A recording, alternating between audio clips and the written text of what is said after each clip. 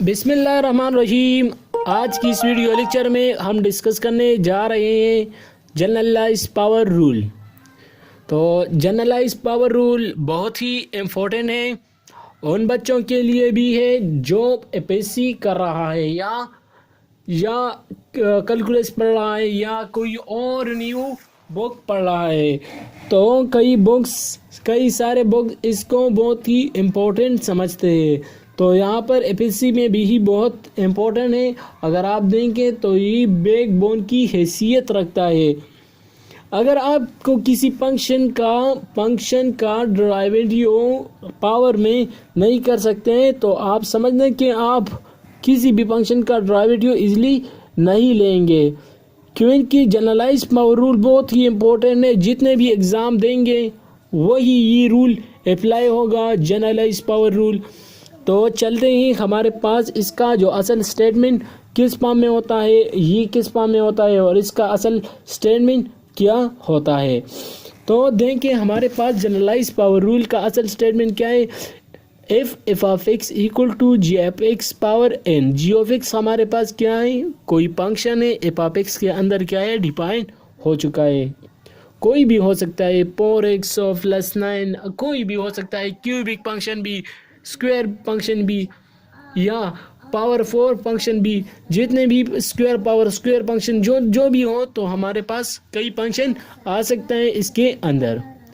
यहाँ पर n क्या है, तो n हमारे पास कोई भी रियल नंबर हो सकता है। आपके पास 1 हो सकता है, 2 हो सकता है, अप टू इंफिनिटी आपके पास कोई भी नंबर आ सकता है। समझ गए।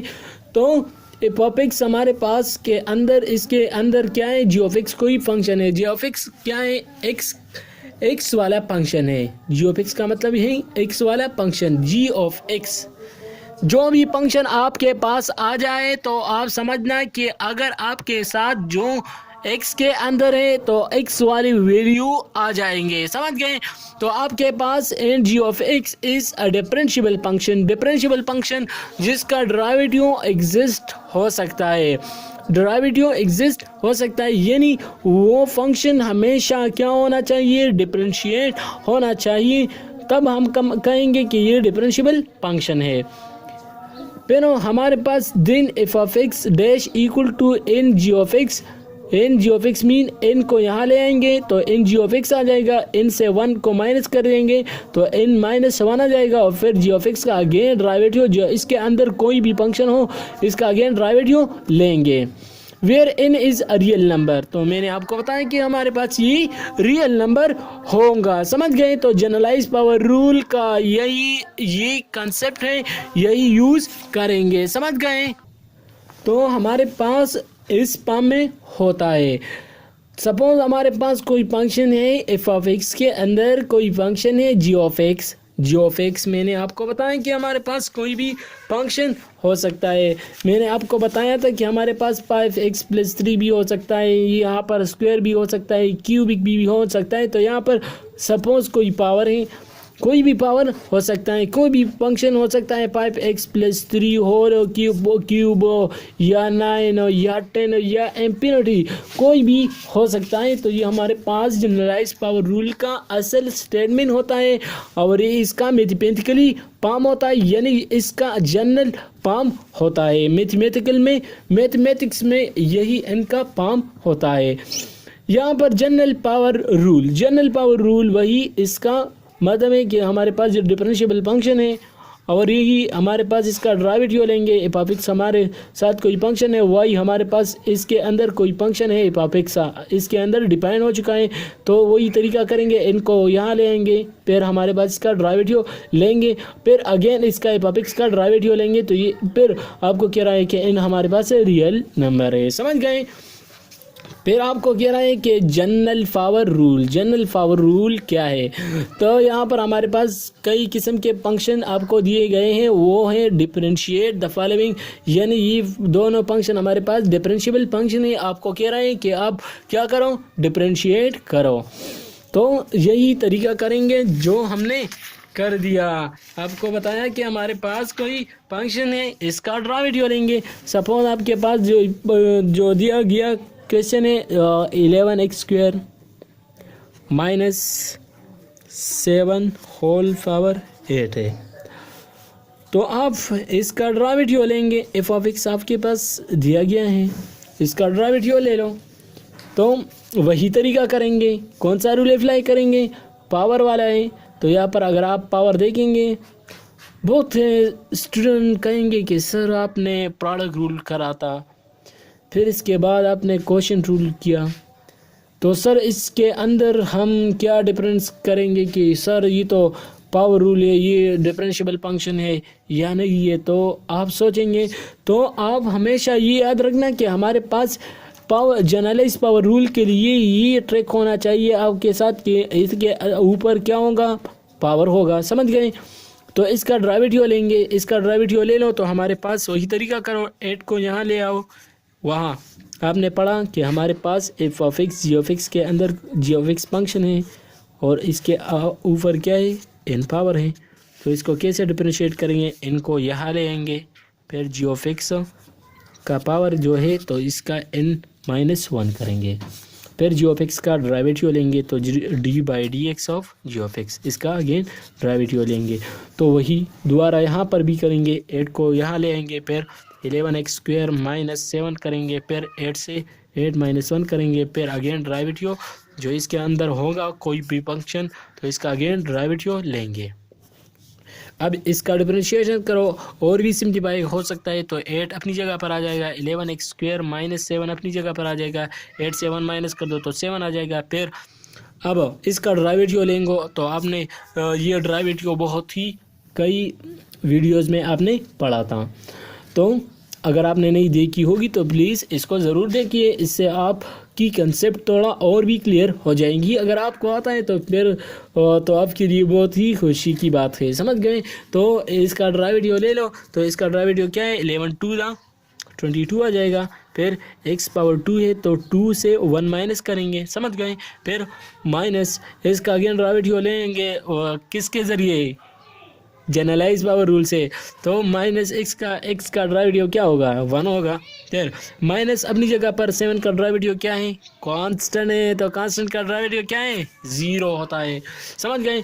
तो अब देखिए 8 अपनी जगह पर आ जाएगा, 11x² - 7 अपनी जगह पर आ जाएगा। फिर हमारे पास और सिंप्लीफाई करते हैं। सर आप कहेंगे कि सर आप और सिंप्लीफाई नहीं करते, तो सिंप्लीफाई करते हैं। x पावर 2 पावर -1 से 1 आता है।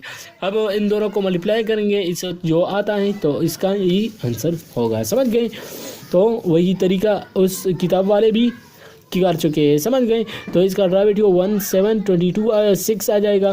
तो इसका डेरिवेटिव वही लिखेंगे। अब दूसरा क्वेश्चन की तरफ देखेंगे, तो ये किताब में करूँगा क्योंकि फिर वीडियो लॉन्ग हो जाएगी, तो फिर आपको कंफ्यूजन होगी कि सर आप वीडियो क्यों बहुत बड़ी बनाते हो, मैं फिर नहीं देख सकता। तो देख सकेंगे क्योंकि आपके लिए है, मैं आपके के लिए बना रहा हूँ। अगर कई वीडियो बना के तो बहुत ही बच्चे तक हो जाएंगे कि सर इतने ज़्यादा वीडियो हम कैसे देखेंगे। तो इसके लिए मैं आपको बता रहा हूँ कि हम बहुत ही छोटी वीडियो बनाएंगे। समझ गए?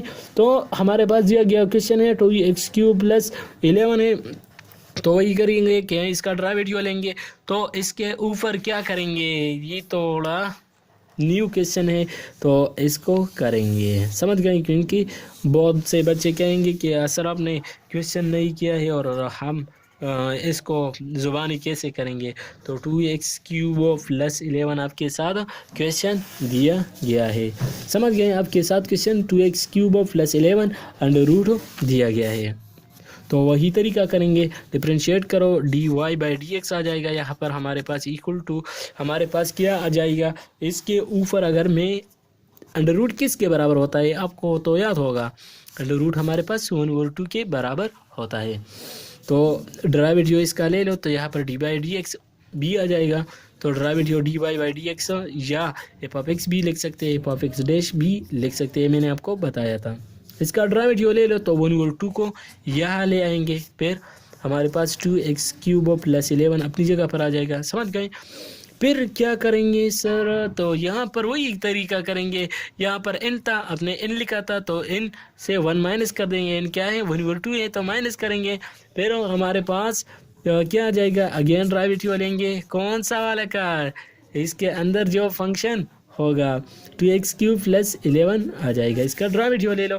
तो ये हमारे पास और सिंप्लीफाई करते हैं। तो बच्चे कहेंगे कि सर ये इतना सिंप्लीफाई क्यों हम करेंगे, तो ये आपके लिए है कि अगर आप सिंप्लीफाई करेंगे तो आपकी मैथमेटिक्स में बहुत ही ट्रिक आप पाएंगे। समझ गए? मैथमेटिक्स को बहुत ही अच्छा लैंग्वेज है आपके लिए। समझ गए? तो 2x³ अपनी जगह पर आ जाएगा + 11 अपनी जगह पर आ जाएगा। फिर 1/2 से 1 माइनस कर दो तो हाफ से 1 माइनस करेंगे तो माइनस हाफ आ जाएगा ना। समझ गए? हाफ से 1 माइनस कर देंगे, आपके साथ हाफ है और हाफ कर दे तो हमारे पास 1 आ जाएगा। अगर आप हाफ से 1 माइनस कर दे तो हमारे साथ माइनस हाफ आ जाएगा। समझ गए? तो इसका डेरिवेटिव ले लो तो 2 3 6 आ जाएगा, x² आ जाएगा + 11 का डेरिवेटिव क्या है आपको याद होगा, कांस्टेंट फंक्शन है तो 0 आ जाएगा। समझ गए? अब हमारे पास इसके साथ ये मल्टीप्लाई करेंगे तो x 3 2 6 आ जाएगा, 2 1 2 तो 3x² आ जाएगा और फिर इसका 2x³ आ जाएगा और + 11 होल पावर -1/2। इसको नीचे करो तो इसको मैं नीचे लिख सकता हूँ ना, अंडर रूट इस पर करो, नीचे लिखो 3x² आ जाएगा। यहाँ पर नीचे 2x³ + 11 है तो -1/2 है तो नीचे आ जाएगा तो प्लस हो जाएगा और प्लस की जगह में इसको अंडर रूट में लिख सकता हूँ। तो ये आपका आंसर हो गया। समझ गए? डेरिवेटिव ऑफ पैरामीट्रिक फंक्शन पर आ चुके हैं। तो derivative of parametric function, suppose आपके साथ कुछ फंक्शन है, x के अंदर f(t) फंक्शन है, t वाला फंक्शन है, f(t) मतलब t वाला फंक्शन है। सपोज आपके साथ t² फंक्शन है, t फंक्शन है, t+1 फंक्शन है, t+3 फंक्शन है, कोई भी फंक्शन हो सकता है, t के अंदर कोई फंक्शन है। समझ गए? तो पैरामीट्रिक t से निकला है तो वो फंक्शन जो t में अंदर डिफाइन हो चुका है। समझ गए? तो f(t) हमारे पास x = f(t) कोई फंक्शन है, x² + t है, यानी t² + 1 है, या t³ के t इंफिनिटी हमारे पास कोई फंक्शन है, y = g(t) है, g के अंदर भी t कोई फंक्शन है। समझ गए? तो हमारे पास कई किस्म के फंक्शन आ सकता है। if t = h(x), आपने t की जगह h(x) लिया तो is inverse of x = f(t), तो मैंने इसको f(t) फंक्शन दिया। x = f(t) फंक्शन था ना, f(t) फंक्शन था तो इसका इनवर्स हम h(x) लेंगे तो ये अपनी जगह पर आ जाएगा। समझ गए? तो वही तरीका करेंगे और वही अप्लाई करेंगे। तो हमारे पास चेन रूल के ज़रिए करो। चेन रूल आपने पढ़ा था कि हमारे पास dt/dt पर करो तो हमारे पास एक dt यहाँ नीचे रह जाएगा और एक dt dx की जगह आ जाएंगे तो dx आ जाएगा, dt/dx आ जाएगा और dy/dx और तो dy/dt है और ये 1 फॉर्म में लिख सकता हूँ ना, ये dx को ऊपर करो और यहाँ dt नीचे करो तो ये हमारे पास ऐसा भी हो सकता है। समझ गए? तो ये dy/dt आ जाएगा। तो y हमारे पास कौन सा फंक्शन है, g(t) और डेरिवेटिव फॉर्म में तो g(t) डेरिवेटिव आ जाएगा और यहाँ पर f(t) फंक्शन आ जाएगा और इसका डेरिवेटिव लेंगे तो ये वही तरीका आ जाएगा। समझ गए? तो पैरामीट्रिक फंक्शन की एक एग्जांपल रह चुकी है तो मैं आने वाली वीडियो में डिस्कस करूँगा। अगर आपको ये वीडियो पसंद आ गई हो तो प्लीज़ लाइक शेयर और सब्सक्राइब करना मत भूलिए। Thanks for watching.